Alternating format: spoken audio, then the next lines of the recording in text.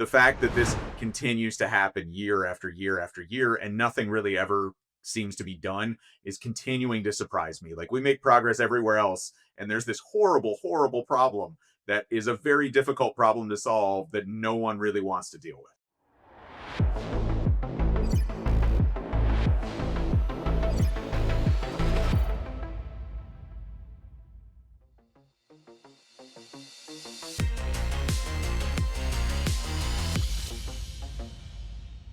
Welcome to the Talos Threat Perspective. I'm Hazel Burton.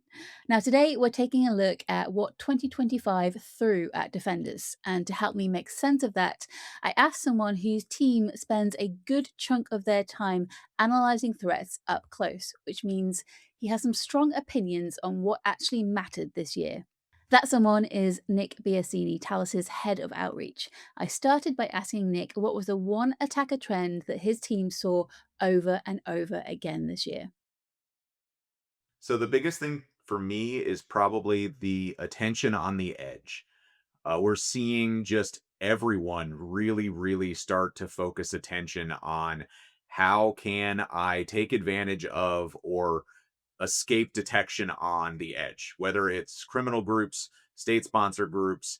They have really started to latch onto this idea that these devices are, in a lot of cases, vulnerable. They don't have a huge amount of security monitoring and they're difficult to defend. Many edge devices were never built for the type of monitoring that we expect elsewhere on the network. And when an attacker finds part of the network that is understaffed, under-monitored, and quite frankly allergic to downtime, they become very popular places very quickly. So it feels at some point very soon that there needs to be a seismic shift in the way that we defend our edge devices.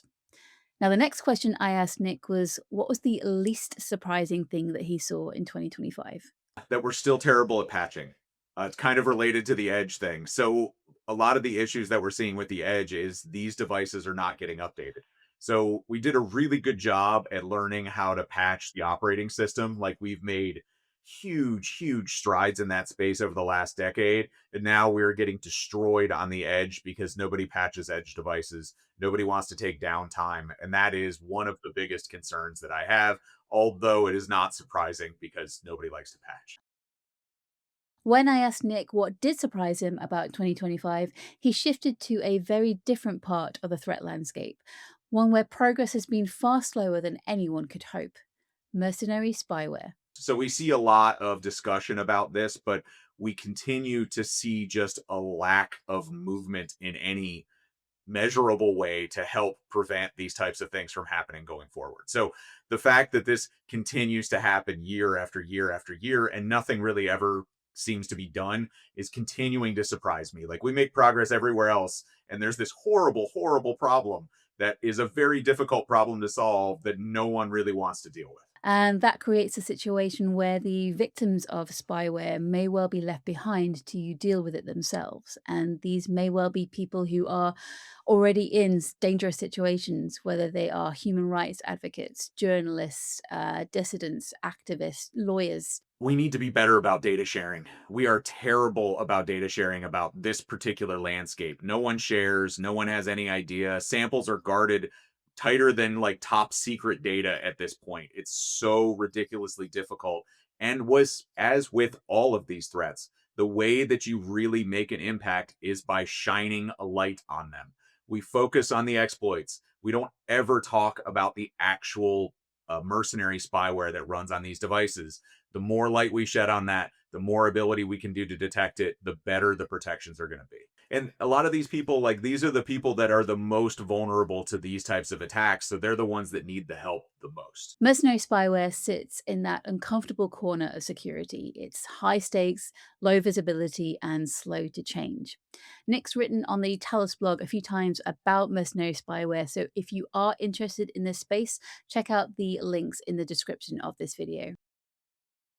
Now, for defenders of organizations, there are, of course, areas where they can make a lot of meaningful progress. I asked Nick what was the one thing that he thinks defenders should do more of. I'm going to bang this drum until the day I die. Basics, basics, basics. Like, there's all this talk about AI agents and like what the impact is on the landscape. In the end, an AI agent is a user account. that is restricted based on things called access controls. So, in the end, focusing on your basics, making sure you understand what users have access to what data, what are you allowing in and out of your network, are you properly segmented, are you doing patching? These are incredibly, incredibly important things that don't just help you prevent being compromised, but when you do get compromised, it really helps mitigate the impacts. You're going to be much better suited if you understand your network and understand your assets when an incident is going on. You're going to be in much better position if you have proper segmentation and access control in place when an incident is going on. So do the work now, spend the time, focus on the basics. I also asked Nick about the flip side of that, not what defenders should do more of, but what should be on the we need to stop doing this list as we head into 2026. We always talk about people have very limited resources. Spending those very limited resources on things that don't materially impact the defense of your organization is a waste of your time. I understand you need to build your skills. That's a completely different conversation. But when you're focusing on work tasks, focus on things that are going to make an impact in your organization and don't focus on the frivolous things that don't really affect you directly. So, yes, underneath all of the noise, defending is still so much about good judgment. And judgment is something that no tool can automate. That is it for this episode of the TTP, and indeed for this series for 2025. We'll be back next year for more threat insights. If you're taking some time off over the holidays, or you're on call, or you find this time of year tough, I just want to say thank you for watching. We appreciate you and everything that you do. See you in 2026. Take care.